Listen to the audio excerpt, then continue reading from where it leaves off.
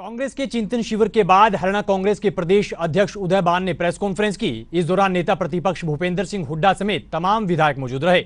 कांग्रेस प्रदेश अध्यक्ष उदय भान ने बताया कि कांग्रेस के चिंतन शिविर में कुल 9 प्रस्ताव रखे गए।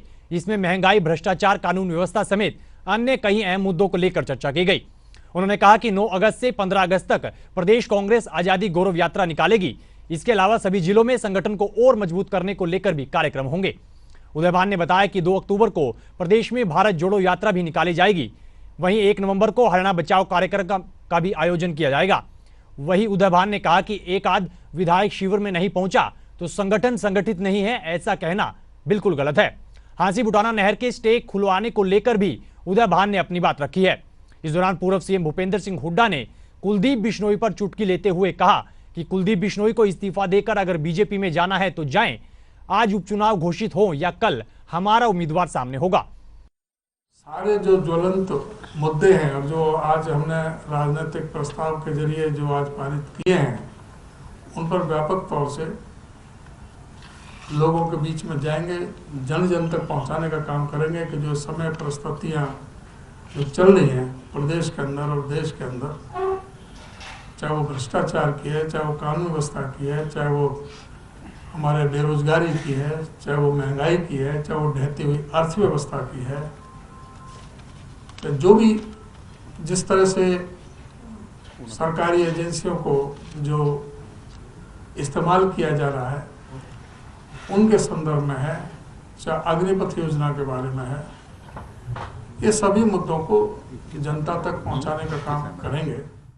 हमने तो एक बात कह रखी, हमारे कोई नहीं, वो स्वतंत्र है अपना फैसला लेने में। देखो इसमें वो अगर पार्टी बदलते हैं, इस्तीफा दे दें, चुनाव लड़ दें, जाए, क्योंकि लोगों ने चुन के भेजा उनको। कांग्रेस का विधायक लोगों ने चुन के भेजा।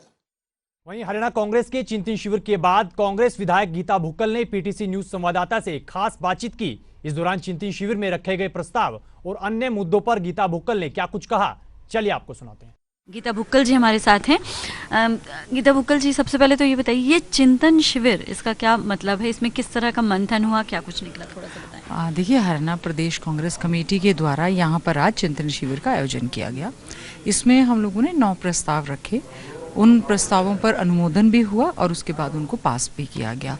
मेन जो है, जैसे कृषि और किसान कल्याण की बात है, बेरोजगार युवाओं का विषय है, महिला सशक्तिकरण का विषय है, सामाजिक न्याय एवं अधिकारिता, विशेष तौर से शेड्यूल कास्ट है, बैकवर्ड क्लास है, जो अल्पसंख्यक हैं उनको लेकर जो है अब तक शेड्यूल कास्ट का कमीशन का गठन अब तक नहीं हुआ है, बैकवर्ड क्लास कमीशन का गठन अब हुआ है, लेकिन उनको क्रीमी लेयर की वजह से आरक्षण से वंचित किया जा रहा है।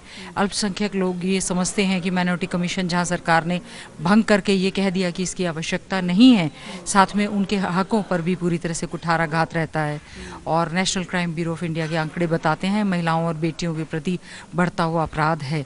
तो हम चाहते हैं कि केवल बेटी बचाओ बेटी पढ़ाओ का नारा ना रहे, नारे की बजाय वाकई में ही बेटियां जो हैं वर्किंग प्लेस पर सुरक्षित रहें, स्कूल कॉलेजेस में सुरक्षित रहें, उनके सशक्तिकरण के लिए और उनकी शिक्षा के लिए विशेष तौर से पूरा प्रयास किया जाना चाहिए। इन सब तमाम मुद्दों को लेकर यहाँ पर चर्चा हुई। इसी के साथ साथ में उदयपुर चिंतन शिविर में वहीं कांग्रेस अध्यक्षा सोनिया गांधी से ईडी की पूछताछ को लेकर देश प्रदेश में किए गए कांग्रेस के विरोध प्रदर्शन पर भी कांग्रेस विधायक गीता भुक्कल खुलकर बोली और इस दौरान उन्होंने केंद्र की मोदी सरकार को जमकर निशाने पर लिया। संवैधानिक संस्थाओं का दुरुपयोग, ये सिर्फ प्रदेश कांग्रेस नहीं, ये मतलब देशव्यापी कांग्रेस का जो विरोध चल रहा है उसमें भी कहाँ पर आप लोगों को लग रहा है कि बार बार इस तरह के संवैधानिक संस्थाओं का दुरुपयोग सरकार कर रही है?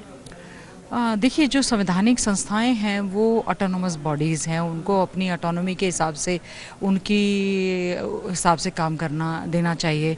आपने देखा होगा किस प्रकार से हमारी राष्ट्रीय अध्यक्षा श्रीमती सोनिया गांधी जी, जिनकी सेहत सही नहीं भी है, उसके बावजूद उनको लगातार ईडी की पूछताछ के लिए बुलाया गया। नहीं, लेकिन मैम ईडी अगर पूछताछ कर, गांधी जी को बार बार बुलाया गया, विपक्ष के जितने भी नेता हैं बार बार उनके ठिकानों पर छापेमारी की जा रही है, उनको बुलाया जा रहा है। तो ये मामले सत्ता पक्ष के लिए भी हो सकते हैं। क्या कारण है जो भी व्यक्ति कहा जा रहा है कि ईडी के दबाव में जो है राजनीतिक दलों का परिवर्तन, लोगों को ज्वाइनिंग कराई जा रही है। तो इस तरह के जो तमाम मुद्दे हैं तो सरकार को सामने आकर ये स्थिति स्पष्ट करनी चाहिए कि क्या कारण है। आज जो है संविधान से ऊपर कोई भी सरकार अपने आप को समझ रही है। संविधान के अनुरूप ही सरकार को और हर व्यक्ति को कार्य करने चाहिए।